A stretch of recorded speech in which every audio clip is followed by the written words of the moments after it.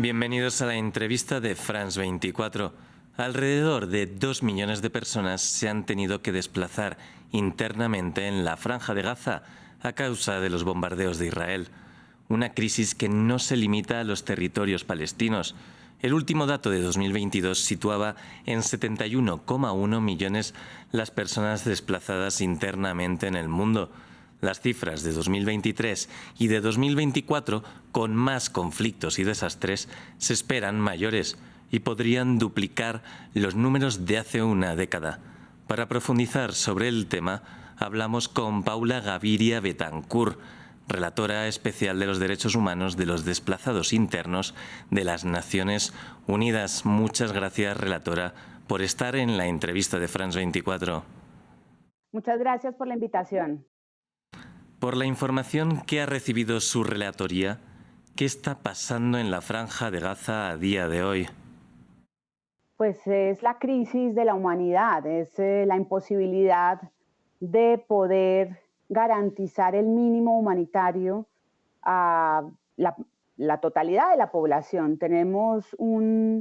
Yo creo que hoy ya estamos en un casi 90% de las personas de Gaza desplazadas, la crisis más rápida, más grande, con todas las violaciones a los derechos humanos, a el derecho internacional humanitario que hayamos presenciado en los tiempos recientes. Es para mí un fracaso de la humanidad, pero pues claro, no nos damos por vencidos a seguir alzando la voz para que las personas de Gaza puedan pues tener la ayuda que necesitan y el lugar que requieren en las decisiones de los que toman decisiones en el mundo.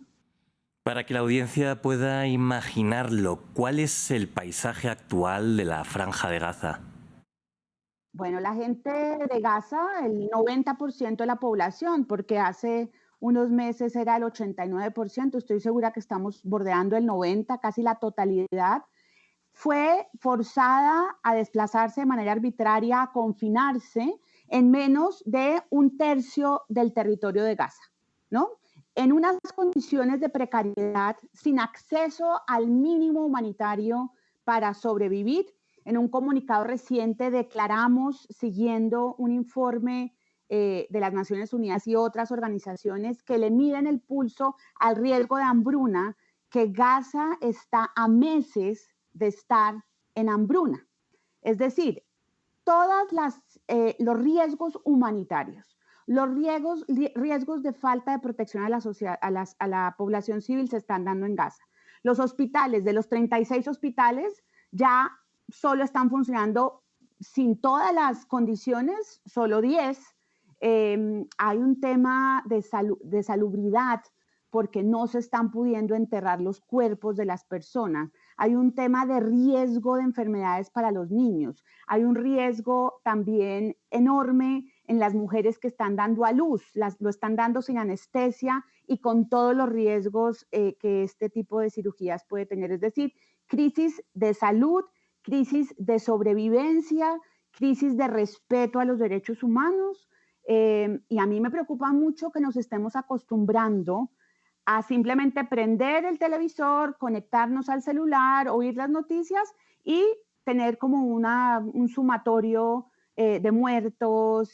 Ya hoy estamos en casi 28,000 personas muertas en un tiempo de 125 días. Entonces lo que pasa allí es completamente crítico, grave y no tiene precedentes en los tiempos recientes de la humanidad. Usted lo acaba de decir, más del 90% está desplazado de forma interna. ¿Había habido un porcentaje igual antes? No, desde la Segunda Guerra no se ve como un incremento tan rápido de un desplazamiento, además un desplazamiento, como lo he dicho en diferentes pronunciamientos, arbitrario. El derecho de las personas es a movilizarse, a moverse para buscar protección. Es un derecho que tiene la Declaración Universal de los Derechos Humanos y muchos tratados internacionales. Pero en este caso, la situación es una situación forzada, sin condiciones, sin protección. La gente de Gaza que está en el sur, los que se desplazaron del norte, pues no tienen a dónde volver. Sus casas, y lo ha dicho el relator de vivienda eh, no, han sido destruidas en un 70%. O sea, la gente no tiene, si quisiera, si pudiera, si hubiera seguridad, no tiene a dónde volver. Entonces, es la crisis, digamos, más grave en un tiempo más corto que ha sucedido en los tiempos recientes de la humanidad. ¿Y qué efectos está teniendo en la infancia? Pues quería, es verdad, es cierto, los niños y las niñas hoy están en un riesgo muy alto, no solamente porque están siendo objeto de asesinatos, están siendo, digamos, son parte de la población civil y no están siendo protegidos. Hemos oído recientemente casos de bombardeos, de una niña que se queda en un carro y ve a sus familiares morir frente a ella, de un papá, leí esta mañana, que estaba en su casa en un lugar de desplazados en un refugio y cayó un bombardeo y mató a uno de sus 3 hijos. Es más, es algo que no es apto para todo el mundo. Yo no he querido que mis hijas lo presencien. Les cuento porque creo que tenemos que estar todos informados para que esto nunca más se repita, pero es el horror. Además de las enfermedades respiratorias a causa del invierno, la falta de educación, obviamente, porque donde estaban recibiendo educación, que son las instalaciones de la Agencia de Refugiados de la ONU en Palestina, pues están siendo también amenazados. Muchos niños van a quedar huérfanos, eso ya es una realidad. Y la reconstrucción, volver a que Gaza sea lo que fue con toda la precariedad, porque recordemos que Gaza lleva muchos años también con necesidades humanitarias muy graves y sensibles. Lo que tendría que haber después de esta crisis es como una realidad en donde realmente los derechos de las niñas y los niños de Gaza se reconozcan, pero el desafío que tiene la humanidad en lo que se viene para adelante, si se logra el cese al fuego, si se cumple la orden de la Corte Internacional de Justicia, es enorme. Relatora, aumentan los conflictos y el desplazamiento interno, y el agua siempre ha sido una disputa entre Israel y los territorios palestinos. ¿Cómo va a afectar la crisis climática al desplazamiento interno? Pues ese es el desafío que tenemos hoy en la humanidad, que es ese enemigo silencioso que es la aceleración del cambio climático con los efectos devastadores sobre la población civil. El Banco Mundial dice que en el 2050 tendremos 200 millones más de personas desplazadas por el cambio climático.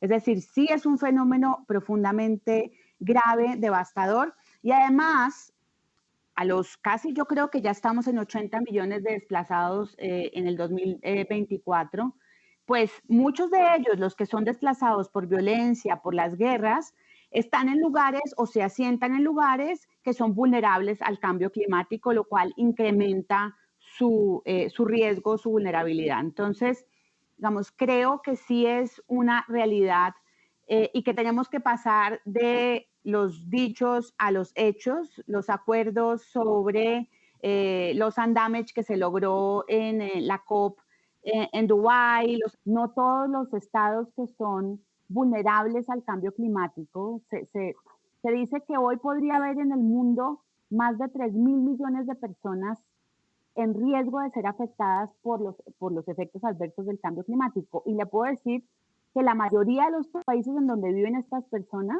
no tienen planes de adaptación, de mitigación, de respuesta para prevenir este tipo de fenómenos.